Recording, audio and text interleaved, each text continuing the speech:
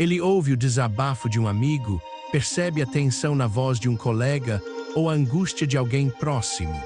O impulso é imediato, encontrar a solução, oferecer o caminho, aliviar o peso. Um gesto que parece nobre, quase automático. A mão estendida, a mente já traçando um plano, as palavras de conselho prontas para serem ditas. Parece a atitude de um homem presente, útil, confiável. Mas e se essa prontidão em ser o resolvedor constante fosse, na verdade, uma das forças mais sutis a minar a presença de um homem, diluindo o respeito que ele busca e a autoridade que ele projeta? A história não está na falha em ajudar, mas na compulsão de fazê-lo. É um ciclo que começa com a melhor das intenções e termina com um homem sobrecarregado, com sua energia drenada e, paradoxalmente, menos valorizado do que esperava. Vamos mergulhar na dinâmica silenciosa que transforma um ato de bondade aparente em uma armadilha para o autodomínio e descobrir o poder inesperado de saber quando não intervir. A princípio, o papel de resolvedor traz uma sensação de validação.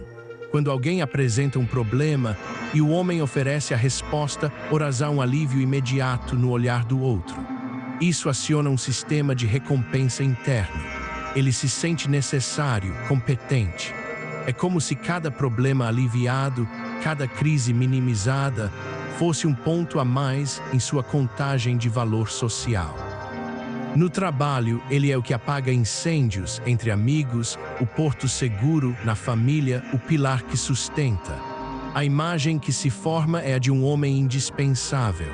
No entanto, essa percepção de indispensabilidade é frágil. Com o tempo, o que era um favor ocasional se torna uma expectativa. As pessoas param de se aproximar para pedir conselhos e começam a apresentar problemas já esperando que ele os resolva. Ele se torna o balcão de atendimento emocional ou prático. A linha entre ajudar e ser usado começa a se borrar, e ele, muitas vezes, é o último a perceber. O peso das decisões alheias recai sobre seus ombros, e a gratidão inicial se transforma em um direito adquirido. Este é o ponto onde a presença social de um homem começa a se distorcer. Em vez de ser percebido por sua calma, sua firmeza ou sua capacidade de inspirar, ele passa a ser definido por sua utilidade. As conversas giram em torno dos problemas que ele pode resolver, não das ideias que ele pode compartilhar ou da companhia que ele oferece. Ele se torna um recurso, não um parceiro. Essa sutil mudança de papel é um custo invisível, mas real para o seu autodomínio e para a qualidade de seus relacionamentos. A necessidade de ser o resolvedor pode mascarar uma insegurança profunda. O homem que se apressa a consertar o mundo alheio, muitas vezes, evita confrontar os próprios desafios. A urgência em agir pelos outros desvia o foco de suas próprias prioridades, de seus próprios projetos e de seu próprio bem-estar. Ele se enreda em tramas que não são suas, consumindo um tempo e uma energia que deveriam ser investidos em seu próprio crescimento. O preço é o esgotamento, a frustração e a sensação de que, no fim, ele não construiu nada para si mesmo. E o que acontece quando o resolvedor não consegue resolver? A pressão aumenta. Ele se sente obrigado a encontrar uma saída, mesmo para situações que estão além do seu controle. A falha em solucionar um problema alheio é percebida como uma falha pessoal. A autoestima, que antes era alimentada pela capacidade de ajudar, agora é corroída pela incapacidade de atender a todas as expectativas. Essa é a armadilha do heroísmo constante. Ele se torna refém de uma imagem que ele mesmo criou e que não pode sustentar indefinidamente.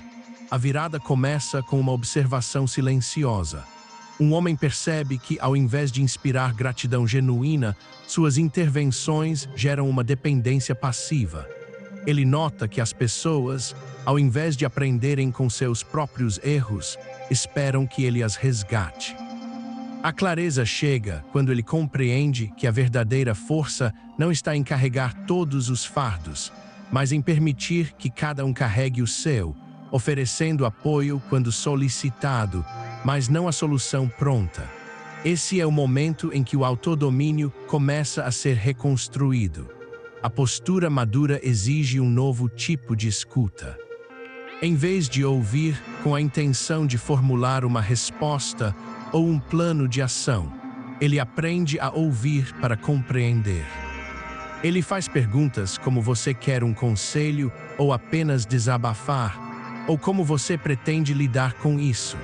Essa mudança sutil de abordagem empodera o outro, transferindo a responsabilidade da solução de volta para quem a possui. É um ato de respeito mútuo que redefine a dinâmica do relacionamento. Estabelecer limites torna-se crucial. Isso não significa abandonar quem precisa, mas sim comunicar claramente o que ele pode e o que não pode fazer. É dizer: eu entendo sua situação, mas não posso resolver isso por você. Posso te ouvir, se quiser, ou minha agenda está cheia, mas posso te indicar alguém. Essas frases, proferidas com calma e firmeza, não são atos de egoísmo, mas de autoproteção e de respeito pela própria energia e tempo. Elas redefinem a sua presença, não como um recurso ilimitado, mas como a de um homem com suas próprias prioridades. Permitir que os outros enfrentem as consequências de suas escolhas, mesmo que dolorosas, é um dos maiores desafios e, paradoxalmente, um dos maiores atos de respeito. Um homem maduro entende que o crescimento raramente acontece no conforto. Ao não intervir constantemente, ele oferece o espaço para que o outro desenvolva sua própria resiliência, sua própria capacidade de resolução. É um voto de confiança na força alheia e não uma demonstração de indiferença. O resultado dessa transformação é uma presença social mais autêntica e respeitada. O homem que aprende a dominar o impulso de resolver tudo para todos passa a ser valorizado não por sua utilidade, mas por sua integridade, sua calma e sua capacidade de estar presente de forma genuína. Ele se liberta do fardo da expectativa constante, direcionando sua energia para seus próprios objetivos e para relacionamentos mais equilibrados. Seu autodomínio se manifesta na clareza de seus limites e na firmeza de suas escolhas. A verdadeira força não nasce da capacidade de dominar os problemas alheios, mas de dominar os próprios impulsos. Não vem de uma agenda cheia de resgates, mas de uma vida com propósito e limites claros. Um homem que escolhe não ser o resolvedor compulsivo, que aprende a escutar sem a urgência de consertar e que respeita a autonomia alheia, é um homem que constrói sua presença social sobre uma base sólida de respeito mútuo. Ele se torna um pilar não porque sustenta tudo, mas porque se sustenta em sua própria maturidade. Ele nota que as pessoas, ao invés de aprenderem com seus próprios erros, esperam que ele as resgate. A clareza chega quando ele compreende que a verdadeira força não está em carregar todos os fardos, mas em permitir que cada um carregue o seu, oferecendo apoio quando solicitado, mas não a solução pronta. Esse é o momento em que o autodomínio começa a ser reconstruído. A postura madura exige um novo tipo de escuta. Em vez de ouvir com a intenção de formular uma resposta ou um plano de ação, ele aprende a ouvir para compreender. Ele faz perguntas como: você quer um conselho ou apenas desabafar? Ou como você pretende lidar com isso? Essa mudança sutil de abordagem empodera o outro, transferindo a responsabilidade da solução de volta para quem a possui. É um ato de respeito mútuo que redefine a dinâmica do relacionamento. Estabelecer limites torna-se crucial. Isso não significa abandonar quem precisa, mas sim comunicar claramente o que ele pode e o que não pode fazer. É dizer: eu entendo sua situação, mas não posso resolver isso por você. Posso te ouvir, se quiser, ou minha agenda está cheia, mas posso te indicar alguém. Essas frases, proferidas com calma e firmeza, não são atos de egoísmo, mas de autoproteção e de respeito pela própria energia e tempo. Elas redefinem a sua presença, não como um recurso ilimitado, mas como a de um homem com suas próprias prioridades. Permitir que os outros enfrentem as consequências de suas escolhas, mesmo que dolorosas, é um dos maiores desafios e, paradoxalmente, um dos maiores atos de respeito. Um homem maduro entende que o crescimento raramente acontece no conforto. Ao não intervir constantemente, ele oferece o espaço para que o outro desenvolva sua própria resiliência, sua própria capacidade de resolução. É um voto de confiança na força alheia e não uma demonstração de indiferença. O resultado dessa transformação é uma presença social mais autêntica e respeitada. O homem que aprende a dominar o impulso de resolver tudo para todos passa a ser valorizado não por sua utilidade, mas por sua integridade, sua calma e sua capacidade de estar presente de forma genuína. Ele se liberta do fardo da expectativa constante, direcionando sua energia para seus próprios objetivos e para relacionamentos mais equilibrados. Seu autodomínio se manifesta na clareza de seus limites e na firmeza de suas escolhas.